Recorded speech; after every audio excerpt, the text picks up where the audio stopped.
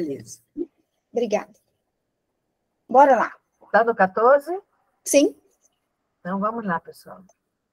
Resumimos nas proposições seguintes o que havemos expendido.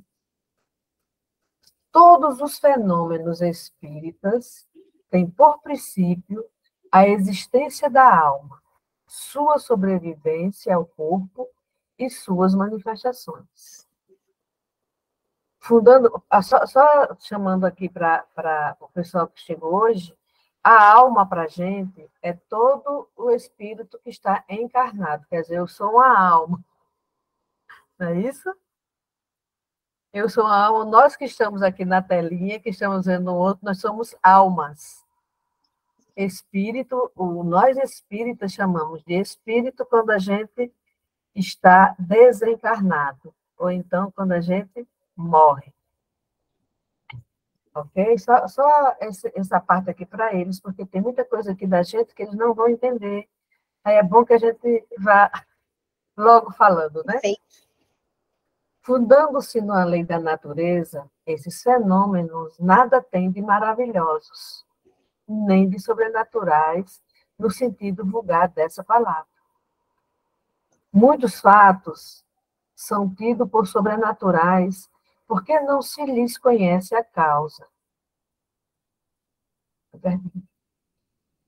Desculpe, Naís, só um segundinho, por favor. Eu aumentei um pouquinho aqui, aí desceu. Ficou melhor? Ficou da maior. Muitos fatos são tidos por sobrenaturais, porque não se lhes conhece a causa, atribuindo-lhes uma causa, o espiritismo os repõe no domínio dos fenômenos naturais. Entre os fatos qualificados de sobrenaturais, muitos há cuja impossibilidade o espiritismo demonstra, incluindo-os no número das crenças supersticiosas. Espera aí só um pouquinho. Olha, eu abri aqui também, ainda ficou maior.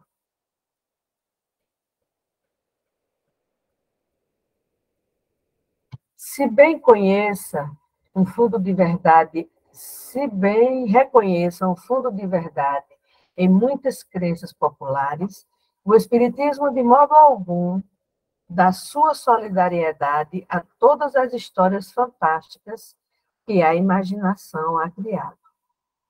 Julgar do Espiritismo pelos fatos que ele não admite é dar prova de ignorância e tirar todo o valor à opinião emitida.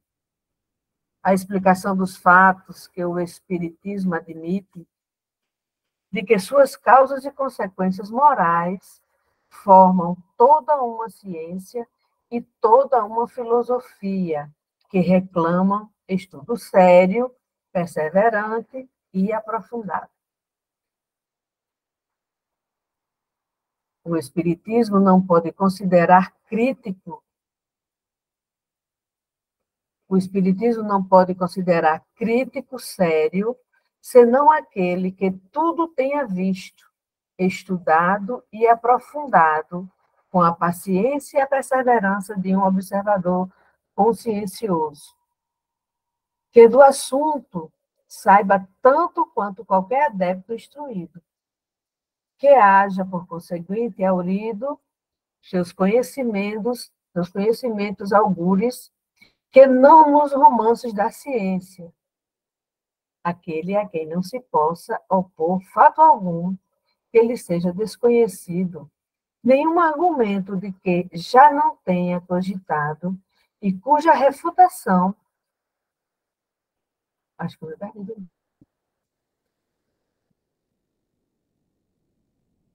Faça, não por mera negação, mas por meio de outros argumentos mais peremptórios, aquele, finalmente, que possa indicar, para os fatos averiguados, causa lógica do que a que lhes aponta o Espiritismo. Tal crítico ainda está por aparecer. Aqui é muito interessante, porque a gente, falando também o pessoal que está chegando agora, há muita gente que fala muito sobre o espiritismo, fala mal do espiritismo, como fala mal de outras religiões que não seja a sua. Porém, essas pessoas, esses críticos, como Kardec fala aqui, são pessoas que não conhecem. Como eu posso falar de algo que eu não conheço? E se eu for falar de algo que eu não conheço e falar mal, são dois erros graves. É como se eu começasse a falar da Umbanda mal, da Umbanda, do catolicismo, como é, dos evangélicos, não é? Se eu não conheço os dogmas daquela religião, como que eu posso falar? Né? A única coisa que eu posso fazer, se eu não quiser estudar, é respeitar. Sim, outra coisa que eu pensei, até aos próprios adeptos do espiritismo, o quanto que isso é importante, porque quando ele coloca no item 7 aqui, ó, a explicação dos fatos que o espiritismo admite, de suas causas e consequências, vê que não é no campo da crença, é a observação das causas e consequências morais. Forma toda uma ciência, toda uma filosofia que reclama, olha lá, estudo sério, perseverante e aprofundado.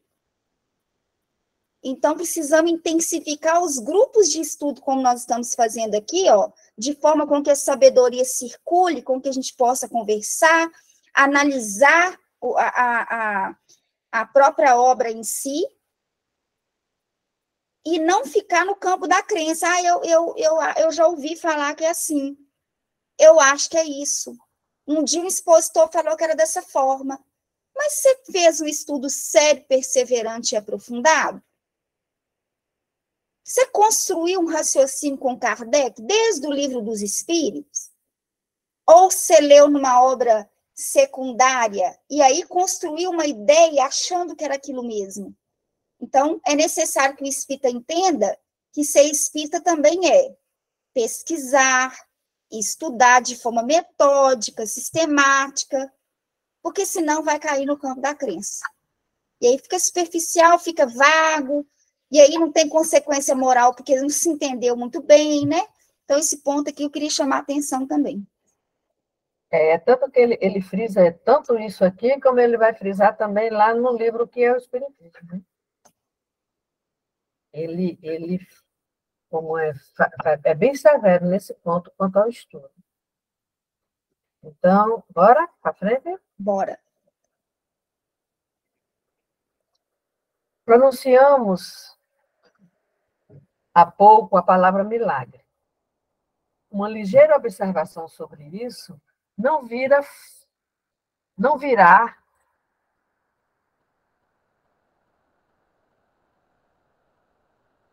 pronunciamos há pouco a palavra milagre. Uma ligeira observação sobre isso não virá fora de propósito neste capítulo que trata do maravilhoso. Na sua acepção primitiva e pela sua etimologia, o termo milagre significa coisa extraordinária, coisa admirável de se ver. Mas, como tantas outras coisas, essa palavra se afastou do seu sentido originário. E hoje, por milagre, se entende, segundo a academia, um ato do poder divino contrário às leis comuns da natureza.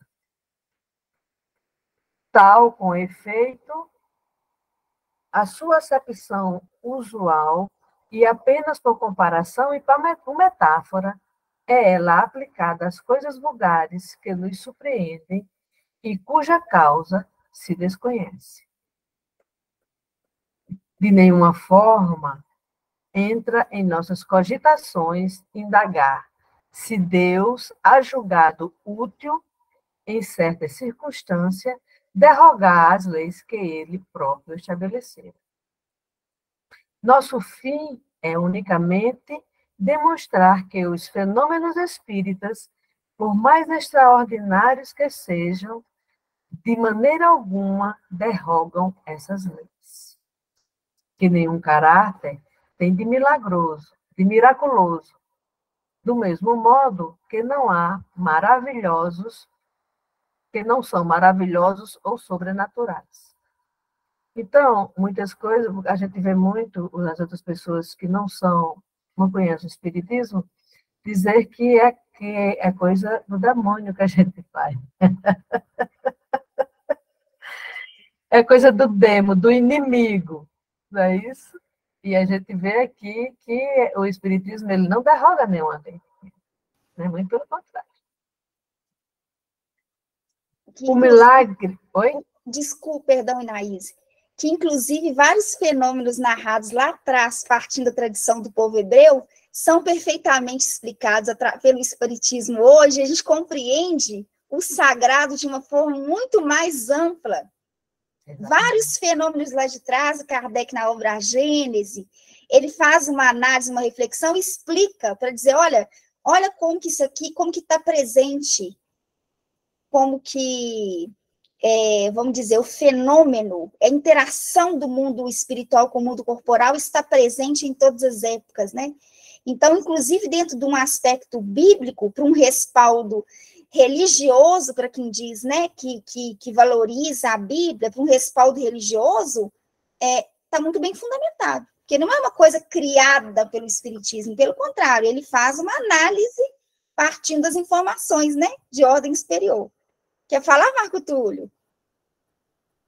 Oi, Rose. Se me permite lembrar que a questão 555 de O Livro dos Espíritos está na segunda parte, né? Está assim: que sentido se deve dar à qualificação de feiticeiro? A resposta: aqueles que chamais de feiticeiros são pessoas, quando de boa fé, dotadas de algumas faculdades. Faculdade é aquilo que a gente tem independentemente da nossa condição moral. A gente usa para um lado ou para o outro, né? Inclusive a mediunidade é uma delas. A inteligência, né? Como o poder magnético, a dupla vista. Então, como fazem coisas que não compreendeis, acreditais que são dotados de um poder sobrenatural. Vossos sábios, frequentemente, têm passado por feiticeiros aos olhos das pessoas ignorantes. Então, é questão de tempo compreender isso, né? Nós vamos saber do que se trata um dia, aí nós vamos ver, é isso, né? E nós vamos fazer também, né? Só uma lembrança. Exatamente. Bem, muito bom. Boa colocação, viu, Marcos? E está na tradição, né, gente? Você pega o Sócrates, quando vai consultar o oráculo, a Sibila. Está na tradição, você pega na origem lá da filosofia ocidental, o Sócrates como é denominado como patrono da filosofia, você pega ele indo consultar um oráculo.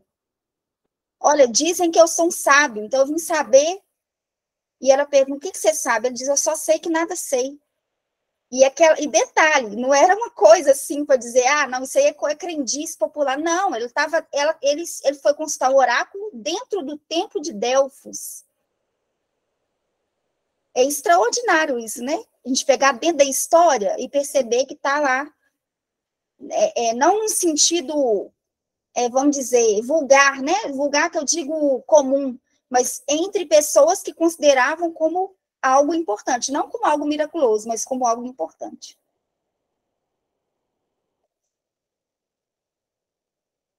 O milagre não se explica. Os fenômenos espíritas, ao contrário, se explicam racionalissimamente. Quando a gente aqui, pessoal, fala aqui de fenômeno espírita, a gente está falando em mediunidade, a gente está falando em dupla vista, em desdobramento, né, que tem muita gente que conhece como desdobramento, porque o Iago, ele tem um processo de dupla vista, entendeu? Por isso que ele está aqui, eu conversando com ele, a gente percebeu que ele tem uma família de médiums, você imagina como deve ser o choque energético, né? Então, eles pelo menos vão se autoconhecer, né? E como você falou lá, só que não é à toa, conhece-te a ti mesmo, né? Que tudo se resolve mais fácil, né? Não são, pois, milagres, mas simples efeitos, cuja razão de ser se encontra nas leis gerais. O milagre apresenta ainda outro caráter, o de ser insólito e isolado. Ora, desde que um fato se reproduz, por assim dizer, à vontade e por diversas pessoas, não pode ser um milagre. Todos os dias, a ciência opera milagres aos olhos dos ignorantes. Por isso é que, outrora, os que sabiam mais do que o vulgo passavam por feiticeiros. E como se entendia, então, que toda ciência sobre-humana vinha do diabo, queimavam-nos.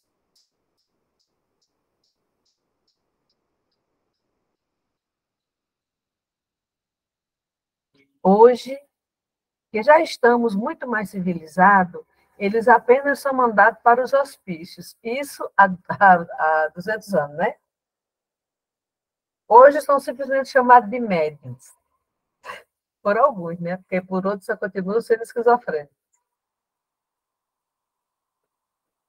Se um homem realmente morto, como dizemos em começo, ressuscitar por intervenção divina, haverá aí verdadeiro milagre, porque isso é contrário às leis da natureza.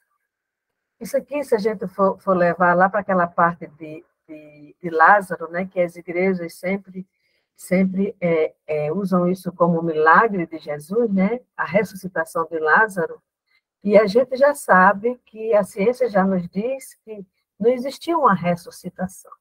Uma vez que o espírito sai do corpo, ele não retorna, né? Eu estou falando quando corta o cordão, que aí seria uma explicação mais profunda, só para quem é espírito também, viu? Então, aquela parte a gente sabe que ele estava cataléptico, né? E voltou. Eu, pelo menos, conheço uma senhora em Natal, ela já desencarnou, Dona Beatriz, que ela fundou o Centro Espírita Mendigos da Luz. Ela passou 24 horas, não, 72 horas em catalepsia. E quando ela acordou, ela tem 15 anos, quando ela acordou, quer dizer, começaram a rezar e pingar nas mãos dela, né, as velas, e ela sentindo as dores, mas não podia fazer nada, então ela pediu, ela rezou, ela disse que rezou assim, com muita fé, fez uma prece fervorosa pedindo a Deus para que ela não visse quando enterrassem ela. Ela queria dormir para não ver o enterro, né? E ela adormeceu. Com 6 horas depois, ela acordou, levantou do caixão. Então, você imagine, né? Até a mãe dela correu. Ficou ninguém. Nossa. Você imagina, você está no caixão lá, 72 horas, aí você se senta no caixão. E ela só não foi enterrada antes, porque faltava... meu marido aqui atrás me recordando da história, viu? Porque faltava uma tia dela chegar. Nossa. Aí, então, ficaram esperando essa tia chegar. Por isso, não enterraram a menina viva, né? E ela é uma médium fantástica. Isso quantos Trabalhava... anos? Hã? Ela tinha quantos anos? Isso quantos anos atrás, mais ou menos, assim, só para a gente... Isso foi nos anos 60. Ela tinha 15 anos. Foi exatamente em 65. Pois é, olha, você vê o avanço hoje em dia da ciência para sondar os tipos de morte, né? Morte encefálica e tal, para exatamente não acontecer processos como esse aí, que aconteciam muitos no passado, né? Exatamente. Então, era o que eu estava... Tem uma pessoa aqui com a mão levantada. O que eu estava falando, só um pouquinho. O que eu estava falando sobre a parte de Lázaro, né? Se Jesus tivesse feito ali realmente um milagre, entendeu? Ia contra as leis de Deus, não é? Não seria contra. Como é que você vai... Só quem tem o direito à vida é Deus. E Jesus não é Deus. Pelo menos ele ainda não tinha sido endeusado naquela época, né? Hoje ele já é endeusado. Mas ele não era Deus naquela época. Você pode falar, viu? Você que levantou a mão. Paulo. Paulo.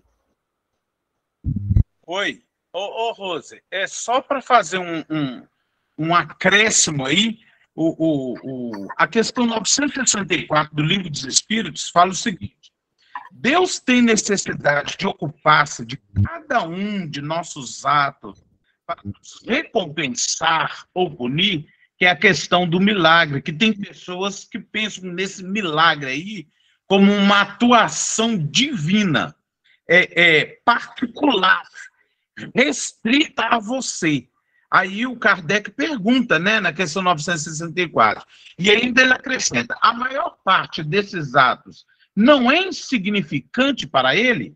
A resposta dos espíritos superiores: Deus tem leis que regulam todas as vossas ações. Se as violais, a culpa é vossa. Sem dúvida, quando um homem comete um excesso, Deus não faz um julgamento contra ele para dizer, por exemplo, foste guloso, vou punir-te, mas traçou um limite. As doenças e muitas vezes a morte são a consequência dos excessos. Eis a punição, ela é o resultado da infração à lei. Isso vale para tudo. Aí, nessa questão, aí tem mais argumentos, tem mais fala até do próprio Kardec. E vai falar em cima disso aí que a irmã está falando, está acrescentando, que tem muitas pessoas que acham que Deus vai parar tudo, explosões lá no universo, e vai vir resolver o problema do fulano. Valeu, gente, desculpa. Você tem razão, vai, Paulo, né? É muito interessante, porque a gente acha como os castigos, né? Que a gente acha que Deus está lá com um livrinho na mão, aí, peraí, Naís, e você errou aqui. Aí vou anotar, porque eu vou pegar você lá na frente. Entendeu? A gente tem isso, tem muita gente que pensa que é assim, né? E Deus está anotando todos esses erros que a gente comete, e a gente sabe que não é assim. A gente comete um erro, a gente infringe uma lei de Deus, e a gente é quem corrige. Não é com o quê? Com o nosso progresso moral.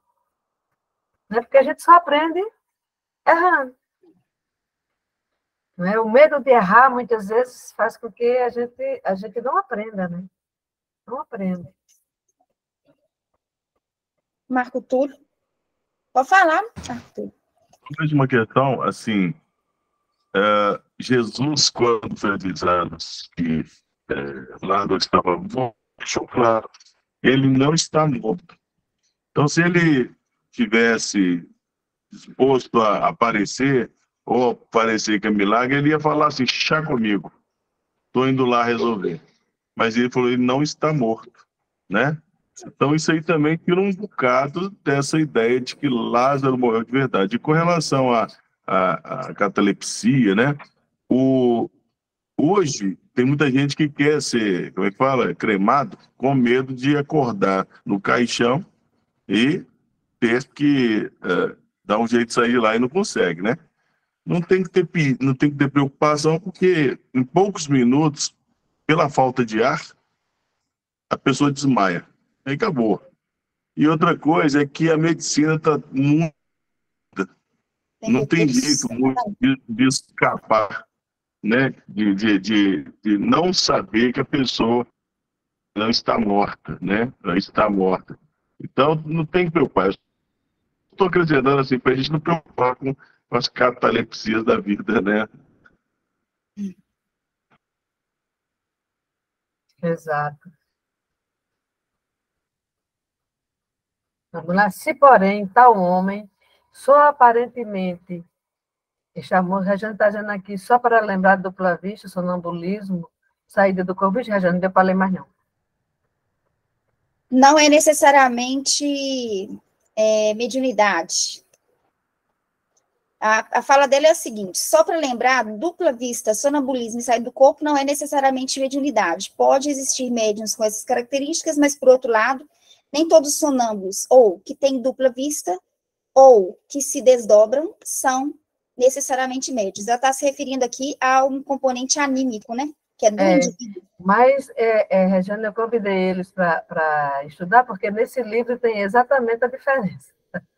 né, sobre a parte anímica e a parte mediúnica, né? Muito bem colocado. Se, porém, peraí, no caso, Lázaro ocorreu um magnetismo. No caso Questão de Lázaro... 424. No Questão caso, 424 do Livro dos Espíritos, né? No caso de Lázaro, não teve um milagre de Jesus. Lázaro acordou, saiu da catalepsia. Jesus teve o quê? Teve um comando verbal, né? Levanta-te, Lázaro, né? Assim que tem lá na Bíblia. Saia para fora. Saia para fora, pois é. Teve um comando, exatamente. Teve um comando, pode ter sido um comando magnético, até porque Jesus tinha magnetismo de sobra, né? Quando ele chegava, ele já dizia, estou aqui, e já operava mesmo sem precisar de fazer quase nada, só tocar, ou muitas vezes, só em alguém tocar nele já acontecia, né? E o grupinho de magnetizadores dele também estava lá, né? Pedro, Tiago e João, né? Pois é. E sempre quando ele ia fazer uma intervenção, eles estavam lá. Eu imagino Jesus como um grande educador e professor, colocaria para que eles atuassem também, né? Eu acho fantástico, o Wagner faz muito isso, ele faz questão de, nos cursos dele, colocar a pessoa para fazer. Né? O Jacó, a mesma coisa, põe para fazer, para a pessoa aprender na ação como é que se faz, né? Ela foi o Felipe que perguntou? Foi, Felipe. Foi, né? Aqui, 424 do Livro dos Espíritos, é essa a pergunta dele aí, ó. Pode-se, por meio de cuidados dados a tempo, reatar os laços prestes a se romperem e devolver à vida um ser que sem esses recursos morreria realmente? Resposta, sim, sem dúvida. E disso tens todos os dias a prova. O magnetismo é, nesse caso, muitas vezes um poderoso meio, porque dá ao corpo o fluido vital que lhe era insuficiente para entreter o funcionamento dos órgãos. No caso da letargia e catalepsia, em caso de morte aparente, a vitalidade, o fluido vital fica lá nos órgãos, né? Não tem irrigação sanguínea suficiente, aí a pessoa fica pálida, é como se fosse a luz, né? Aquela lâmpada antiga que fica, quando desliga a energia, fica só aquele fiozinho. Então, você olha, aparentemente está pálido, e lá nos órgãos mantém a vitalidade. Né? Por isso que o Evangelho diz assim, o Lázaro, os discípulos, mas o Lázaro já cheira mal. Porque numa decomposição comum, a decomposição acontece de dentro para fora. No caso da morte aparente, ou de um processo de letargia e catalepsia, é de fora para dentro. Verdade. Por isso que na superfície, já estava tendo alterações na superfície, porque falta irrigação sanguínea, né?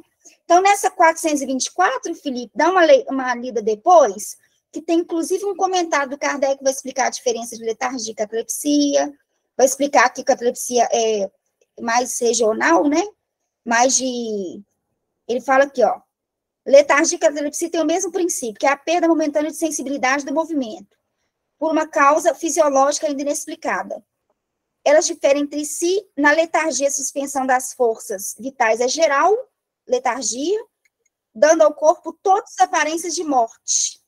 E na catalepsia é localizada e pode afetar uma parte mais ou menos extensa do corpo, de maneira a deixar a inteligência livre para se manifestar. Foi quando ela fez a prece, né, Inaís, sua amiga?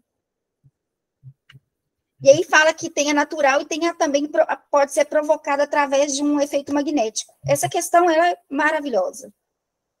Né, casa da filha de Jairo também se explica muito partindo dessa questão, né, como a Inaís colocou o Lázaro. Acho que a Regiane quer falar. Fica à vontade, Regiane. Sim, eu entendo bem essa questão aí do Lázaro. Antes eu não entendia, eu ficava me perguntando como é que pode ressuscitar um espírito, trazer um espírito de volta para um corpo já morto. Porque quando o corpo morre é quando exauriu todo o fluido vital. Então, se ele já entrou em decomposição a ponto de não existir mais vida nos órgãos, como pode um espírito entrar novamente nesse mesmo corpo decomposto? Aí eu entendi depois que eu passei a conhecer o espiritismo, estudar a mediunidade, estudar sobre desdobramento, sobre letargia e catalepsia, eu vim entender, inclusive, o processo que acontece comigo. Eu entro em catalepsia sem precisar ser colocada no sono magnético. Quando eu comecei a ser colocada no sono magnético, já foi para entender e para modificar, melhorar essa questão. Eu entrava em estado cataléptico sentada, eu simplesmente ficava parecendo cadáver, dura, toda rígida, sem movimento e as articulações enrijecidas, a pele enrijecida, fria, os batimentos cardíacos muito fraquinhos, a respiração, ninguém percebia a minha respiração, e eu não entendia nada disso, mas estudando, depois eu vim perceber o que estava acontecendo, o que acontecia. E eu desdobrava, simplesmente saía do corpo. A questão do Lázaro, o estado de aparência de decomposição, na verdade, você fica imaginando. A gente transpira, no nosso suor vem o quê? Vem gordura e ureia. Ureia é a mesma substância que está na nossa urina, e ela fede por natureza. Quando você fica com muito tempo, com a boca fechada, mesmo que você escove os dentes antes de dormir, mas se você tem algum problema estomacal, ou infecção de garganta, alguma inflamaçãozinha, você já acorda com um cheirinho estranho e gosto estranho na boca. Agora, imagina uma pessoa 3 dias sem escovar dente, né, transpirando, mesmo que não esteja com todos os sinais vitais ativos, com toda a força do organismo, mas existe. Eles estão ali. E os seus órgãos estão funcionando, porque quando você entra no estado de letargia ou catalepsia, você está totalmente imóvel, é como se estivesse em estado de sono profundo. Então, seus órgãos não necessitam daquela energia, normalmente como quando estamos despertos, né? Não necessita, você está imóvel, totalmente imóvel. Então, tudo aquilo funciona como se estivesse em estado latente, né? Então, mas continua produzindo as secreções. E as secreções, quando se acumulam e passam um certo período, provocam mau cheiro. Por isso que achavam que ele já estava em estado de decomposição, né? E, na verdade, não era. Eram os próprios fluidos do corpo dele saindo e produzindo aquele mau cheiro por falta da higiene, né? Então, dá para entender. E quando Jesus disse, saia para fora, Lázaro, aquela voz de comando dele serve como a voz de comando de um magnetizador, que diz assim, acorda. Ou então, quando diz assim, dorme, e a pessoa que está sendo colocada em estado de sono magnético dorme, ou acorda. Basta um sopro na testa que ele volta, e a pessoa volta, né? Então, esse foi o milagre de Jesus com relação a Lázaro.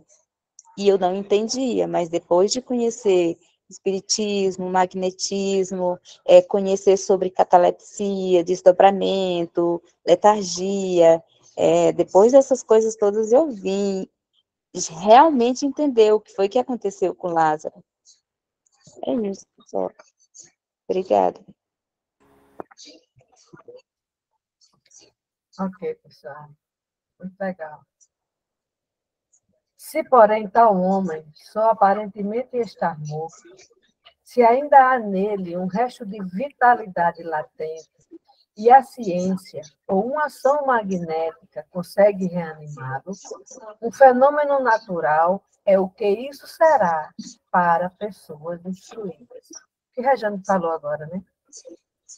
Todavia, aos olhos do vulgo ignorante, o fato passará por milagroso, e o autor se verá perseguido a pedradas ou venerado, conforme o caráter dos indivíduos. Solte um físico em campo de certa natureza, um papagaio elétrico, quer dizer, uma pipa, e faça, por esse meio, cair um raio sobre uma árvore, e o nosso Prometeu será tido certamente como senhor de um poder diabólico. Quer dizer, não tem nada a ver, né? Isso é ciência.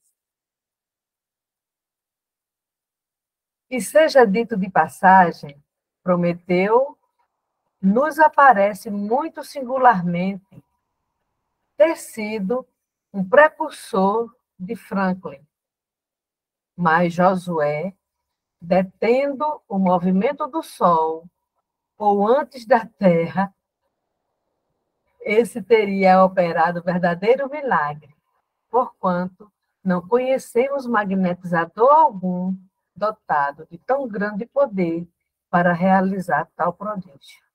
A gente sabe que não teve essa parada da Terra, né? O Sol não parou.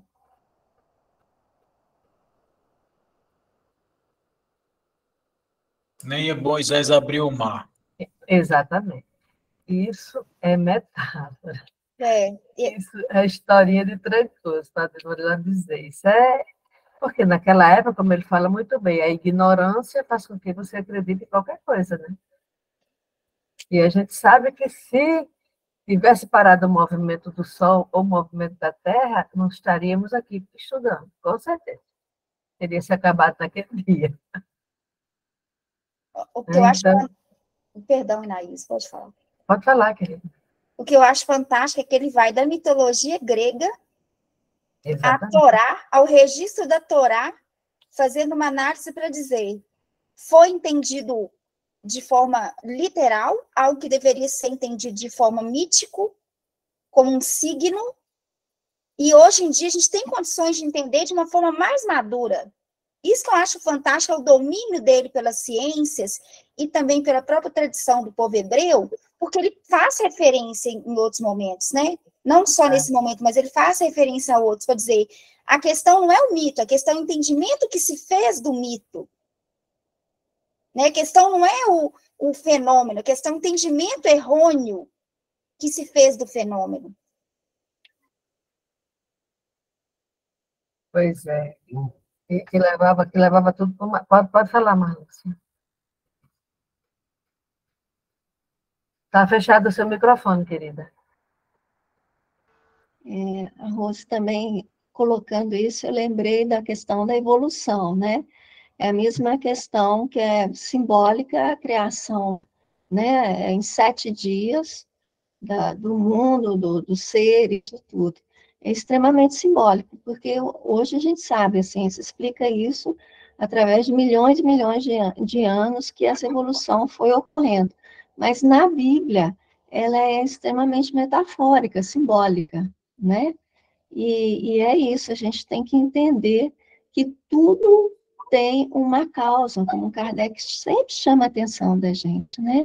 Existe o efeito, mas a causa a gente tem que descobrir. E entendendo essa causa, a gente vai extrapolando e entendendo muito mais coisas. Ciência, por exemplo, olha, até 1860, na época de Kardec, muitos cientistas acreditavam que a vida, os seres vivos nasciam de coisas mortas, inanimadas, que era a teoria que eles chamavam de abiogênese.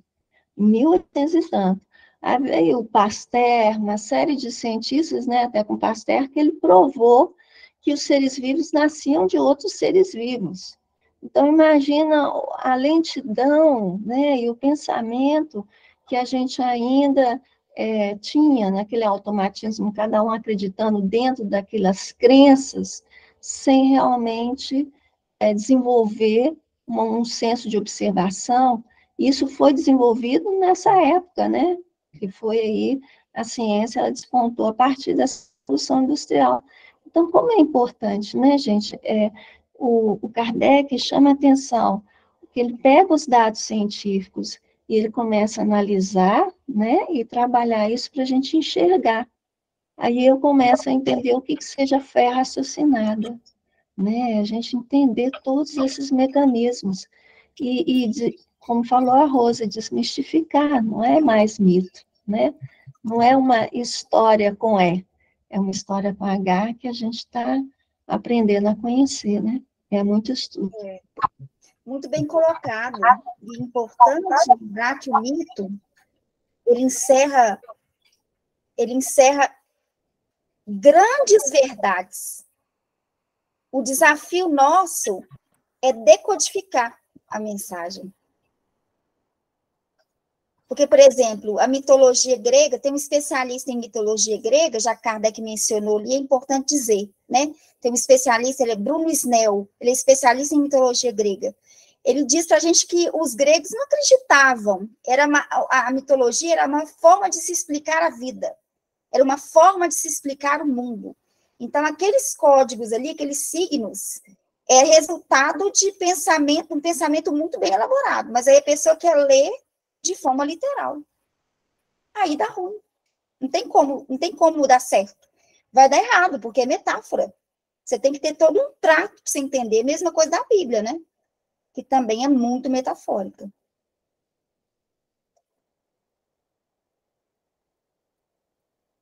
É isso.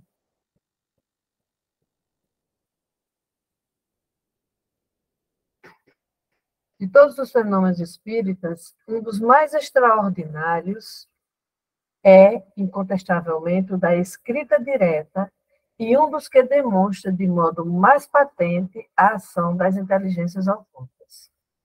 Essa escrita direta, para o pessoal que está chegando agora, é o seguinte: esse exemplo, se colocava um papel dentro de uma gaveta, papel e lápis, às vezes só papel mesmo, e trancava-se essa gaveta. Com o tempo ia ver e lá estava escrito, né? Que a mensagem estava escrita. Então, se chama escrita direta. É o que aconteceu também com Moisés, né? Vamos a um negócio mais... que é mais como... O que Moisés escutou de Deus foi a voz direta de Deus, né? O que a gente diz, que a gente acha que foi, né? Porque só estava Moisés lá e não foi ele que falou, então Deus deve ter falado com ele direto. Não é isso? Então, quando a gente escuta uma voz sem ter alguém, sem ter um encarnado recebendo aquele espírito para falar. Então, isso é uma voz direta. E na Bíblia também aconteceu em Pentecostes, né? Essa voz, Laís, provavelmente o espírito era Jeová e confunde com Deus. A diferença que o fenômeno de voz direta e escrita direta, no caso do fenômeno de voz direta, todo mundo ouve. E a escrita direta, eu até peguei aqui o trecho de Êxodos que fala, que eu falei, isso aqui é importante para a gente entender metáfora. Fala que as tábuas da lei foram escritas pelo dedo de Deus. Não é o dedo de Deus que Deus matou na matéria, mas o dedo de Deus no sentido de ser uma mensagem divina, mas sem interferência do Moisés. É mais ou menos assim, não vou ditar essa comunicação não para a Rose, não, porque ela vai deturpar tudo que eu disser. Estou dizendo que foi isso, não. Estou dizendo só para a gente entender o que seria a escrita direta, né? E aí a mensagem é como se os espíritos fossem lá e talhassem direto na pedra. Metaforicamente falando. Né? Metaforicamente falando. É bom porque tem muita gente que despreza a Torá. A Torá é extraordinária. Se a gente lê com espírito de pesquisa, como Kardec ensinou para a gente. Essa referência, quem gosta de pegar referência, está em Levíticos capítulo 31, versículo 18. E deu a Moisés... Só falando aqui, viu, Rose, que a Torá é o Antigo Testamento, né? Isso, são os livros, né, escritos por Moisés. Gênesis, Levíticos, Deuteronômio, Números e Êxodos. E deu a Moisés, quando acabou de falar com ele no Monte Sinai, as 2 tábuas do testemunho da aliança. Tábuas de pedra escritas pelo dedo de Deus. Por isso que tem que ler entrelaçada, mas Deus não atua na matéria. Não, mas é uma metáfora para dizer que é um componente... Levíticos... Êxodos, capítulo 31, versículo 18.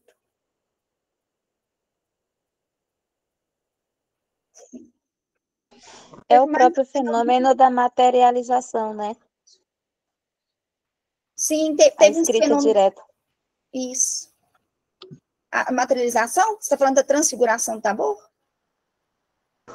Não, a materialização mesmo. De Porque quê? lá no livro dos médios a gente estuda os fenômenos, né? Uhum. De materialização. Ah, sim. Então, a escrita direta a gente pode dizer que é um fenômeno de materialização, né? Um outro componente importante aí que é a transfiguração do Tabor também, que é o fenômeno de voz direta. Sim, Quando sim. vem uma nuvem luminosa, eles ouvem: "Este é meu filho amado em quem me comprazo. A ele ouvi." Fenômeno de voz direta. Transfiguração do Tabor. Quando Jesus conversava com Moisés e Elias. O Kardec é fantástico, né? Dá muita base para a gente. Para a menina aí que é evangélica, vai ter um material extraordinário para se ler o evangelho e vendo cada vez mais, assim, grandeza no próprio evangelho, né? Porque, de fato, é extraordinário, né? Maravilhoso, né? Extraordinário é a palavra, maravilhoso. Maravilhoso não no sentido de ser lindo, né? Profundo. Exato. Mas da circunstância de ser esse fenômeno produzido por seres ocultos, não se segue que seja mais miraculoso do que qualquer dos outros fenômenos devido a agentes invisíveis. Porque esses seres ocultos que povoam os espaços são uma das potências da natureza, potências cuja ação é incessante, assim sobre o mundo material como sobre o mundo moral. Esclarecendo-nos com relação a essa potência, o Espiritismo nos dá a explicação de uma imensidade de coisas inexplicadas e inexplicáveis por qualquer outro meio, e que, à falta de toda explicação, passarão por prodígio nos tempos antigos. Para você ver, né? Como não tinha essa explicação e toda essa pesquisa, então se acreditava naquilo que se dizia, né? Não tinha como provar. Do mesmo modo que o magnetismo, ele nos revela uma lei, se não desconhecida, pelo mesmo mal compreendida. Se não desconhecida, pelo menos mal compreendida. Ou mais acertadamente, de uma lei que, se desconhecida, embora se lhe conhecesse os efeitos, visto que estes sempre se produziram em todos os tempos, tendo a ignorância a lei gerada a superstição. Conhecida ela, desaparece o maravilhoso e os fenômenos entram na ordem das coisas naturais. Eis porque,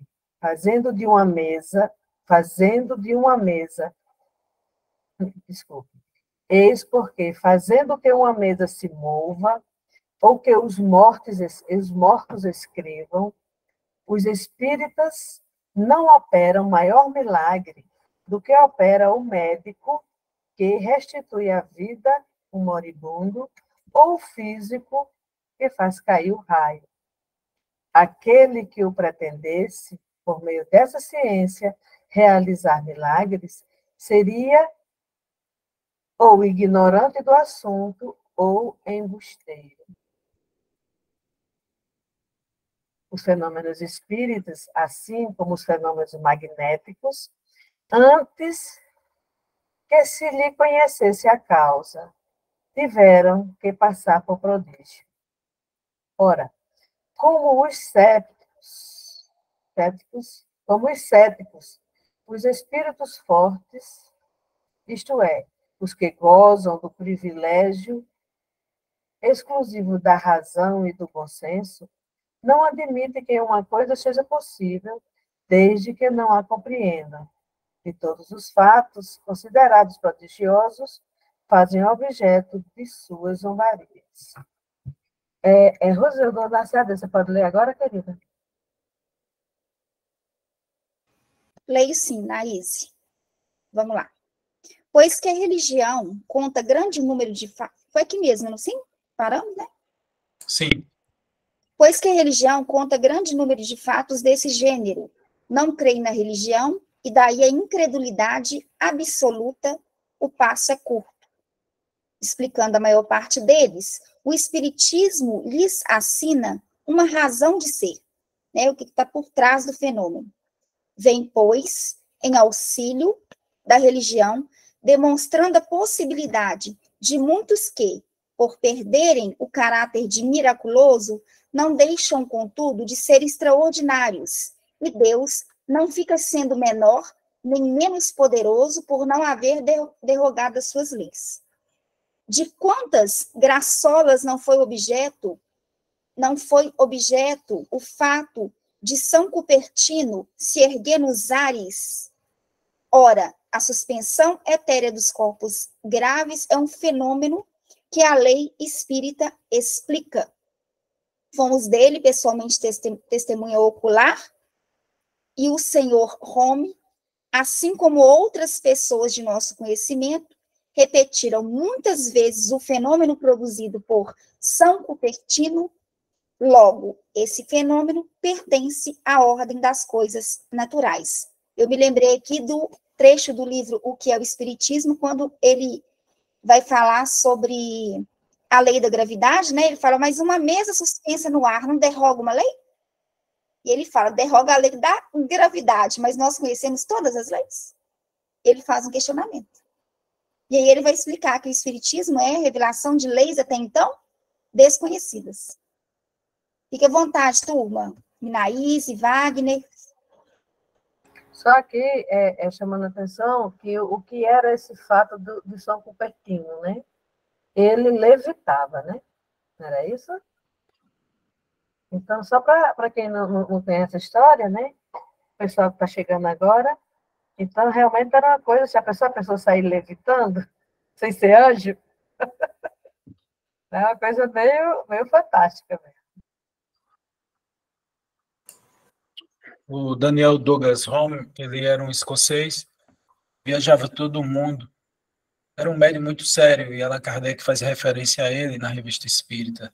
No primeiro ano de Revista Espírita, inclusive ele faz um ajuste na escala espírita, graças ao estudo que ele fez com relação a Daniel Douglas Home. Então, tem livros, eu comprei 3 livros que falam sobre ele, e é muito interessante a história dele, porque ele não só era um médium de efeito físico, então ele sentava em cima da cadeira e a cadeira flutuava, ele entrava no estado de letargia, ficava totalmente inconsciente e começava a flutuar no ar, saía por uma janela e entrava pela outra. Então eram fenômenos muito interessantes que Kardec teve a oportunidade de ver em Paris, quando o Daniel Douglas Home estava lá. Então, era um médium de efeito físico, como eu falei para vocês, às vezes ele simplesmente fazia uma imposição na mesa, ele tocava na mesa e a mesa flutuava. Esses fenômenos foram bem colocados por Kardec, e não só isso, Kardec fez um elogio a esse médium, não é costume dele elogiar médium, ele não colocava nem os nomes, mas desse ele fez questão pela seriedade e pela honradez dele, né, esse médium. Inclusive, ele tinha um problema de doença muito sério, ele morreu muito cedo, ele morreu novinho, porque ele era muito doente, talvez devido a essa faculdade, né, a faculdade de efeito físico consome muito do médium, então a fadiga fluídica é muito patente, se não houver um cuidado, a pessoa pode morrer. Então, foi o caso dele, provavelmente. Então, eu recomendo que vocês procurem, né, o Daniel Douglas Home. Se vocês não quiserem comprar nenhum livro, vocês podem olhar na Revista Espírita, no primeiro ano de Revista Espírita, 1858, que tem Acho que em 2 ou 3 meses, o primeiro, em janeiro já tem, janeiro, fevereiro e março, salvo engano, de 58. É isso. Mais alguém quer falar, Marco Túlio? Acho que você tinha levantado a mão, se não me engano. Sim, Rose, eu acho de suma importância nós mirarmos nessa questão, porque o tema é o maravilhoso e sobrenatural. Então, está começando aqui nos orientar de que não tem nada do outro mundo. O que tem é falta de conhecimento nosso. Por isso que eu fui no 555, que fala que tem coisa lá que parecia milagre, agora não é mais. Então, eu gostei muito dessa parte, fala da medicina e da física, porque havia doenças, né, problemas que não eram conhecidas as soluções. Hoje se resolve com um comprimidinho. Isso é milagre? Ou nós, agora que conhecemos, que aprendemos? Até outro dia tinha a questão da AIDS, né? A questão do HIV. Hoje não se fala mais nisso, porque a ciência deu aquela busca, né? E as pessoas se cuidam melhor e tem também uma forma aí para ajudar. Então, eu acho muito importante a gente fazer esse comparativo, né? Não é milagre a cura hoje de uma doença.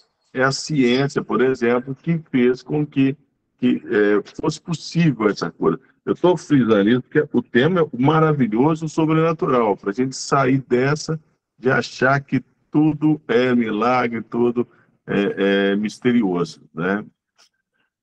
Exatamente. Perfeito. Mais alguma colocação, gente? O Túlio falou muito bem e vale a pena salientar que Kardec faz um adendo na questão 555, quando ele ressalta o estudo do magnetismo, e aí a gente vê uma fantasia gigantesca no meio espírita, no movimento espírita, por falta de justamente de estudo do magnetismo, né?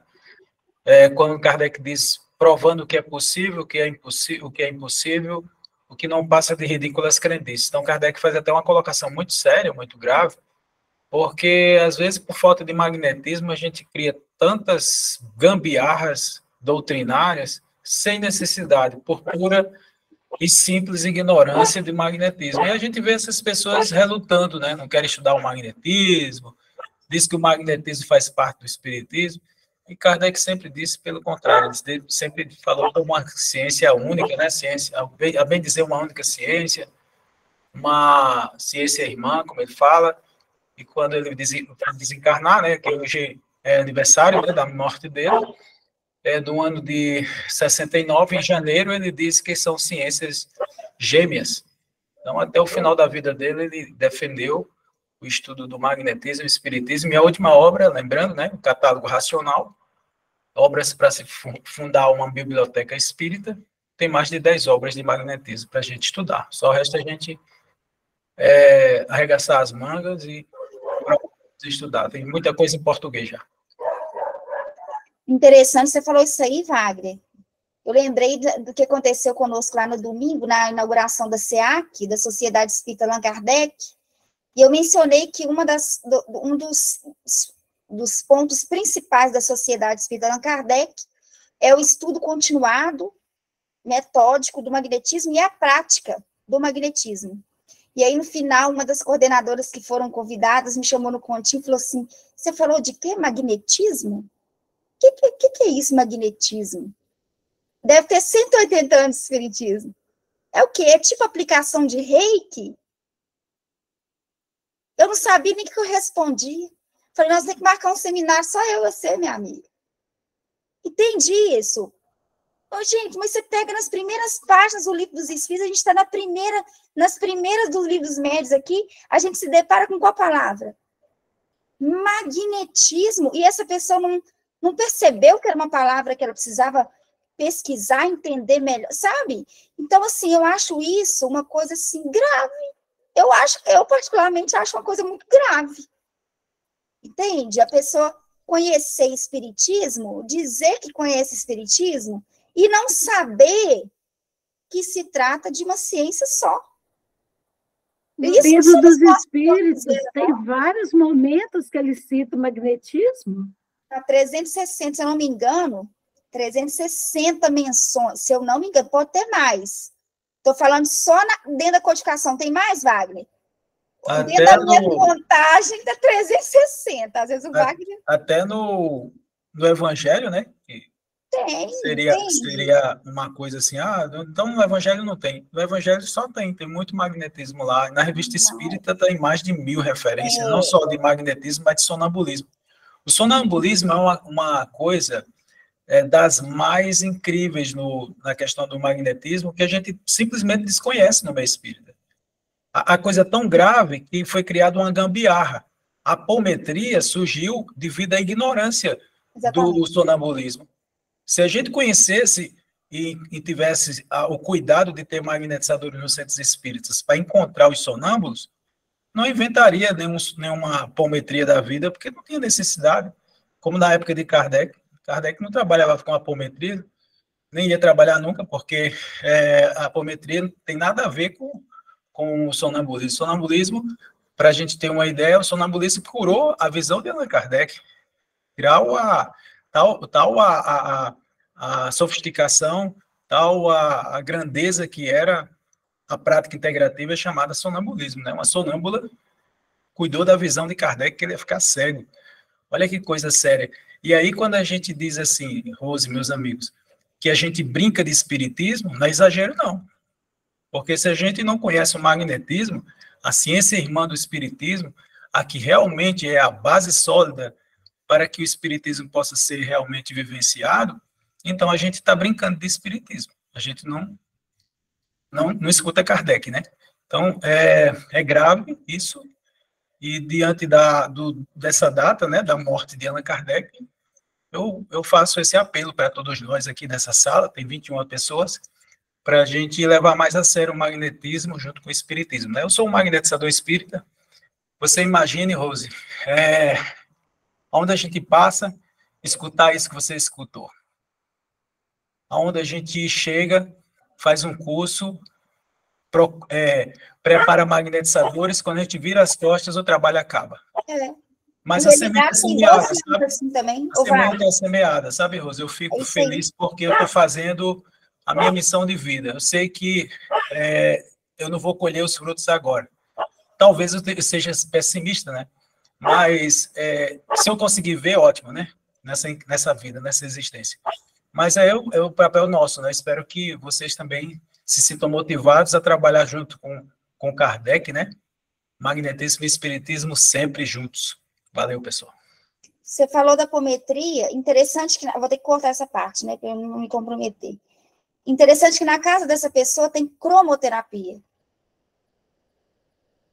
E aí o pessoal vai colocando reiki dentro da casa espírita.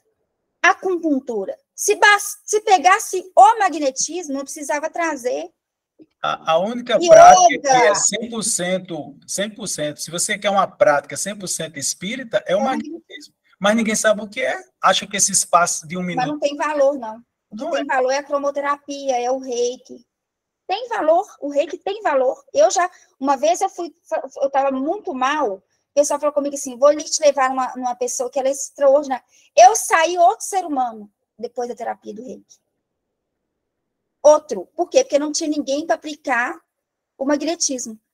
E aí você falou isso aí, Wagner. A minha tristeza, às vezes, no movimento espírita mineiro, que a gente roda Minas Gerais inteiro já há 12 anos, dando os cursos. Sabe o que o pessoal fala? Mas na hora que a gente vai aplicar as técnicas, o pessoal não aceita. Por quê? Porque quer dar paz de 1 minuto. Quer aplicar a paz de 1 minuto. E as pessoas entram doentes, saem doentes na instituição. Se a gente não tivesse onde recorrer, tudo bem, mas a gente tem. Você pega abril de 1857 para cá, a gente já tem um material vasto sobre isso, é só sentar e estudar. Jacó, a vida dele, dedicou a vida dele, que inclusive dedicou a estudar uma coisa que nem era o foco dele, porque ele queria estudar outra coisa. Ele estudou uma coisa que a mãe orientou, meu filho, estuda magnetismo, seu compromisso é com magnetismo.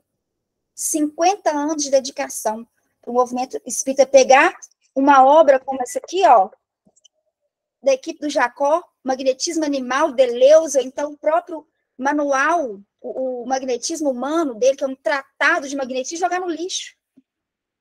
Uma vida dedicada, sabe? Aí eu não sei o que está acontecendo com o movimento espírita, eu não sei. Rose, me permite, o Kardec, salvo engano, ele foi 30 anos da Sociedade de Magnetizadores. Mais de Né? 35. 35? Ó, Isso. melhor ainda. Então, ele não... e ele nunca, como é que diz? Dispensou isso. Né? Então, aí já é um caminho para a gente entender. E o próprio Jaconella, ele conta o seguinte, que é curioso, o pessoal fica procurando magnetismo aqui ou acolá. Aí ele conta uma história, se me permite também contar uma história, ela é bem didática. Ele fala o seguinte, que a pessoa procurando uma joia, e essa joia ele está procurando em determinado local. A pessoa pergunta, mas foi aí que você perdeu essa joia?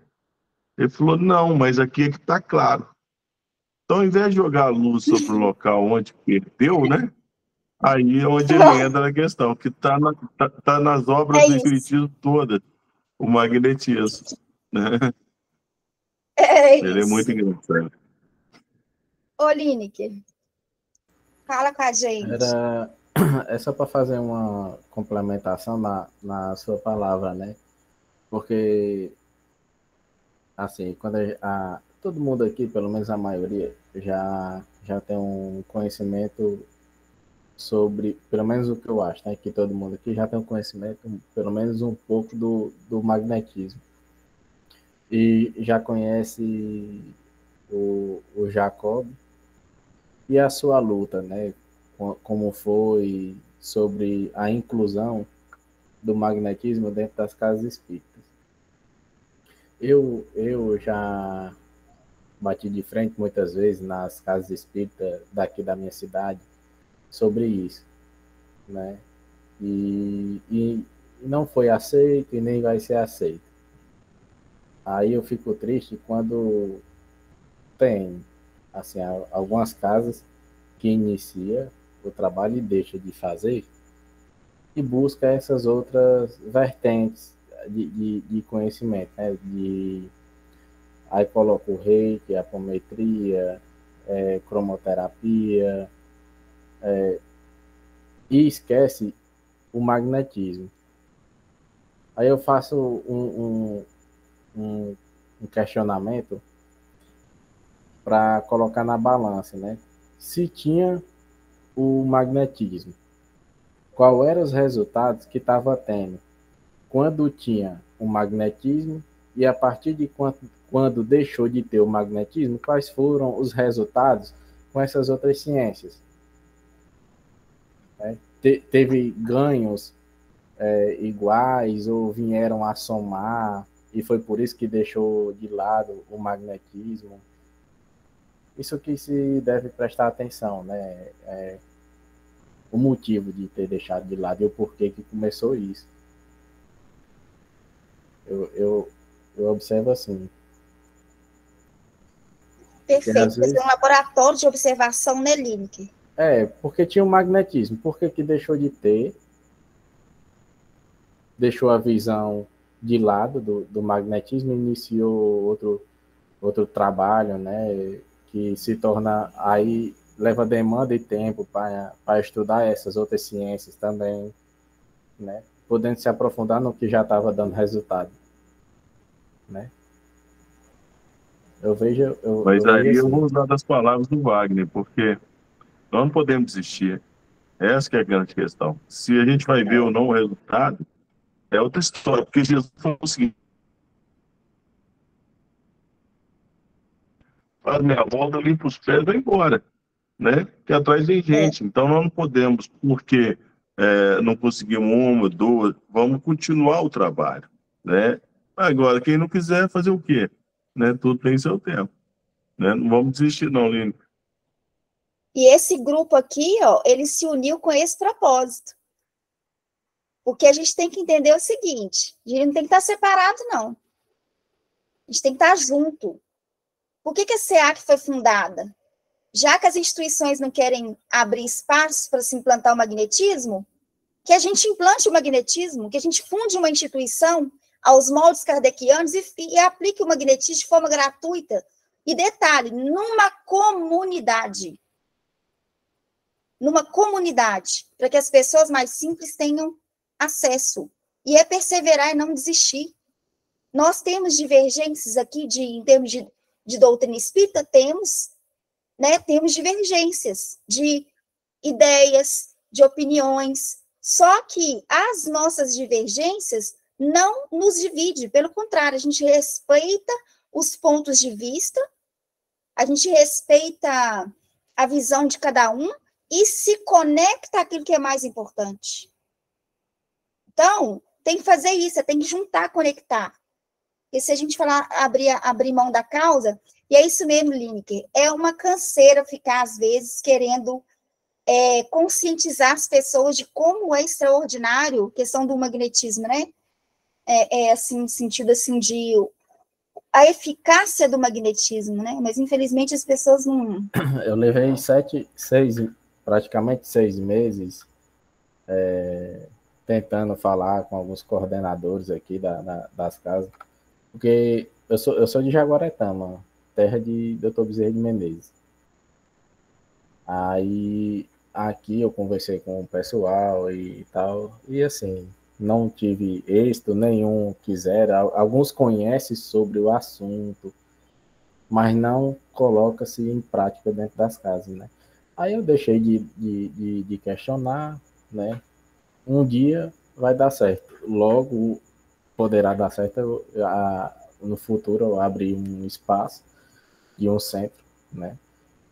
E o meu conhecimento de magnetismo não é muito, aí é que vai dobrar a pressão em estudar o assunto e Kardec, né? Porque a responsabilidade é grande. E não é fácil. A vontade a gente tem, mas eu sei que não é fácil. Mas é assim mesmo. Agora, assim, de início é uma coisa certa. Magnetismo vai ter. É a única coisa. Primeiro, nem que abra-se esse espaço para fazer gratuito o magnetismo, vai acontecer. Né? Mas eu vejo assim, eu não tenho o conhecimento. Eu estudei um pouco sobre o Reiki, né? Eu não sou reikiano, mas eu estudei um pouco sobre o assunto. Mas eu coloquei na balança de outros casos de quem é reikiano que não obtiveram resultado em tratamento. Fazendo 10 vezes tratamento em uma pessoa e não obteve resultado com Reiki. Né? Aí fez com magnetismo, teve. Entendeu? Aí por que talvez seja pela pessoa também, né? Aí por que se deixa de lado? O meu questionamento é assim, se a casa tem, coloca-se na balança todas as ciências, qual é a que teve mais resultado? Foi o magnetismo, foi o Reiki, foi a apometria, foi a cromoterapia, né? Foi por isso que deixou de lado, porque estava obtendo resultados iguais, estava satisfatório e deixou de lado. Tipo, um questionamento a se fazer, o porquê, né? Uhum. Eu penso assim. Isso aí. Rejane. Oi. Eu queria falar um pouquinho sobre o uso da apometria. Essa comparação da apometria com a utilização do magnetismo, elas se confundem, se coincidem em um ponto, quando se trabalha a personalidade.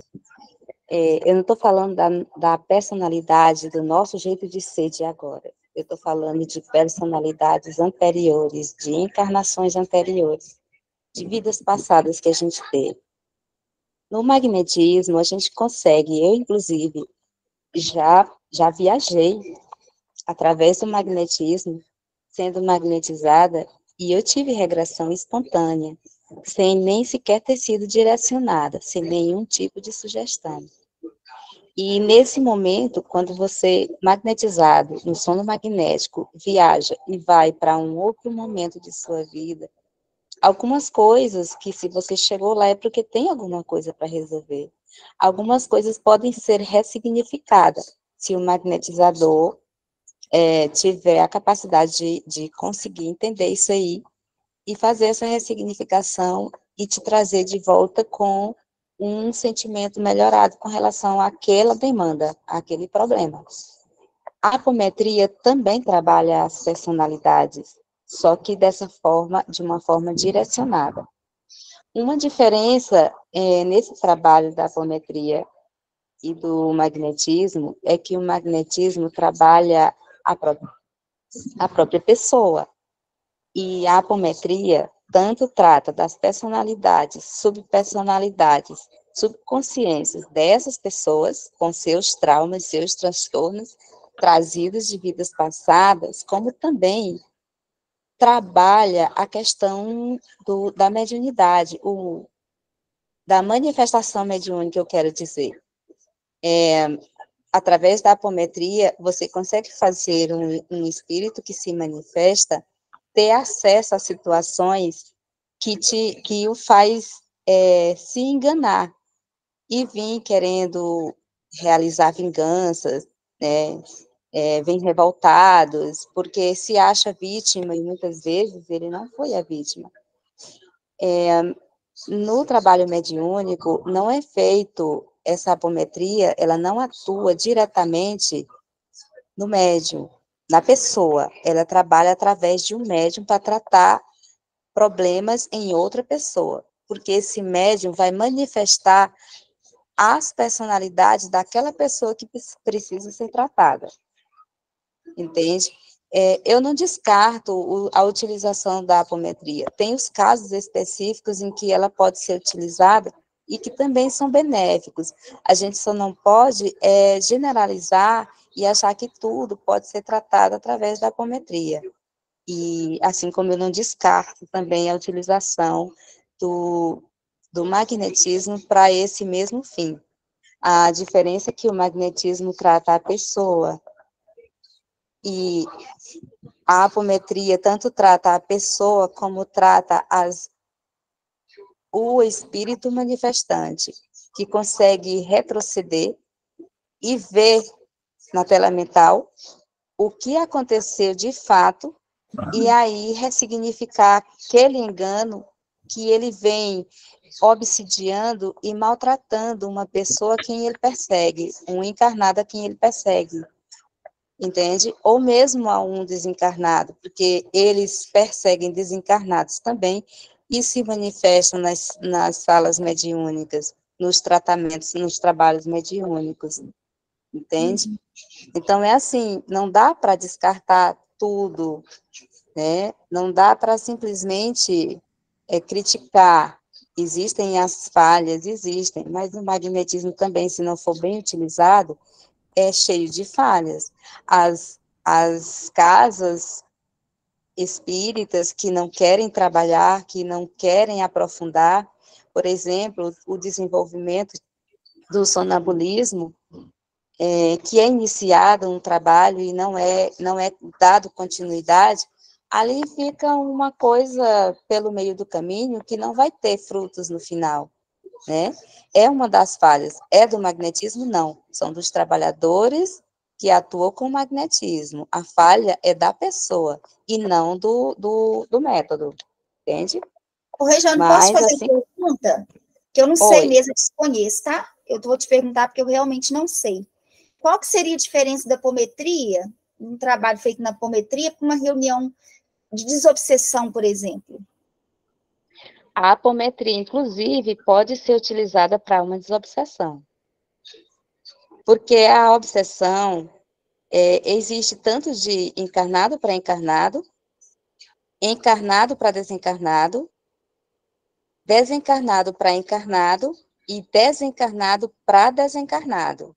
Então, são vários tipos de obsessão que acontecem aí, né? E a apometria é isso que eu te falei. Ele abre campo energético da pessoa, e lá, quando abre esse campo energético, vai mostrar onde é que está a causa de uma enfermidade, a causa de uma obsessão que ele está sofrendo, entende? E o magnetismo, ele não vai trabalhar exatamente com a obsessão. Ele trabalha mais com a auto-obsessão, com a obsessão da pessoa para consigo mesma. Você está falando uma que não personalidade. Oi. Você está falando que não trabalha com obsessão no sentido de atendimento ao desencarnado? Sim, o magnetismo. Tá. Mas isso as reuniões mediúnicas fazem, né? Sim, algumas. Na nossa casa ainda não faz. Ainda estamos nos estudos da apometria. Porque você percebe aí que as duas coisas se conectam, por exemplo, no magnetismo. Sim, é onde eu disse que tem um ponto. Tem isso, um ponto na reunião coincidente. mediúnica. Não, eu estou falando das reuniões mediúnicas, que olha para você ver. O magnetismo, ele atua, sim, do ponto de vista obsessivo. Sim, na auto-obsessão. Não, no sentido obsessivo mesmo. Obsessivo. Você atua direto no campo do indivíduo, né? Você pode resolver a questão de uma obsessão através do magnetismo. A gente tem técnicas específicas para isso, né? E a reunião mediúnica, ela faz esse papel de acolher o desencarnado. Você entende o que eu quis dizer? Entendo. Aí, é nesse caso que você fala que a apometria faz esses dois aspectos, porque eu não entendi. Sim, olha. Deixa eu ver se eu te faço entender, se eu explico melhor. No magnetismo, eu sou colocada, por exemplo, eu estou sofrendo com uma enfermidade que às vezes nem aparece no meu corpo físico. Nas imagens, nos exames, não aparece, mas ela está latente, está lá e está me maltratando. Eu já sinto os efeitos das dores e tudo mais. O magnetismo pode tratar, ela trata os meus corpos espirituais. E lá ela encontra, pelo magnetismo através do tato, encontra a enfermidade em algum dos meus corpos, digamos, no perispírito. Lá é tratado, e essa doença não chega a manifestar no corpo físico. Ou eu estou sofrendo com um problema depressão, por exemplo, que eu não sei de onde vem, o porquê dessa depressão. O magnetismo vai trabalhar, vai atuar em mim e vai me colocar, por exemplo, no sono magnético. Nesse sono magnético, eu passo por uma regressão, que pode ser espontânea ou pode ser direcionada. E lá nessa regressão, vai encontrar um momento da minha vida em que algo me aconteceu e me afetou de tal modo que continua passando nas minhas reencarnações e se instaura no meu corpo espiritual e chega a atingir, inclusive, o meu corpo físico. O magnetismo trata isso. A apometria, ela não vai tratar as doenças.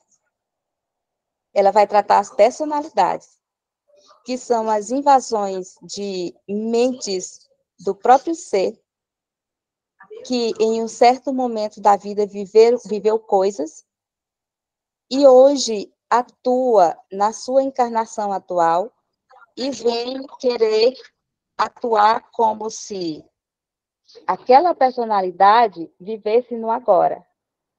Ela invade a personalidade, neutraliza a tua personalidade atual e vai querer fazer coisas como fazia em encarnações passadas.